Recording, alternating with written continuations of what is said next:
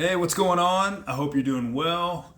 And let's say that you have decided you've gotten to this point into your mind where you've said, I'm going to make a change.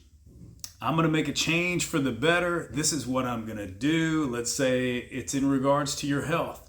And you finally decided that I've had enough with whatever it is and I am going to do something about it. I think that's great. But you need to understand this, that clarity is essential for any time that you are going to make change happen. So, what do we need to do to be clear and to have this clarity that I'm speaking about when you want to make change? And when we're talking about change, we're talking about some lasting change, something that is sustainable and something that will stand the test of time, we hope. So in order to have this clarity, we need to figure out what are your goals and what are your priorities. So what is the goal? Or maybe it's a couple of different goals, but let's keep it simple. So what is the goal and what are the priorities that you need to stick to? In order to have that, we need to decide, what are you willing to do right now to serve the goal and the priorities? So what are you willing to do right now?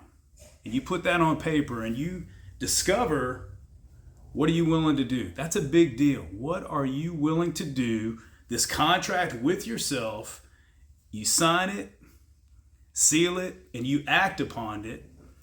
And then when you're acting on this, because intention is all about action, so put this stuff down on paper so that you have it. Then you need to decide, how often, how consistent am I going to be with this? How intensely or precisely am I going to follow through with these steps that I've put in place for myself down on paper? This is what I'm going to do to reach the goal. This is what I'm prioritizing in my life. And then also, the same token too, we need to decide, what am I not willing to do right now? And on both, what am I willing to do and then what am I not willing to do right now? We need to ask ourselves, why am I willing to do this? And then on the same side, flip that coin, and I guess now we're on the other side, but why am I not willing to do this right now? So it's okay. Ask yourselves questions, because you need to know, I'm willing to do this for this reason, and I'm not ready to do this right now for whatever the reason might be. Now, when we discover what the goal is and what we're prioritizing, this needs to be a strong why so that we can make our way to the goal that we have in place. The strong why is going to strengthen that mindset so that when the journey that we're going to be on, when maybe we hit some valleys, the peaks are fun. When we hit these valleys, maybe it's not that much fun, but we need that why to pull us along the way. When we're asking ourselves the questions, we need to be brutally honest with ourselves too.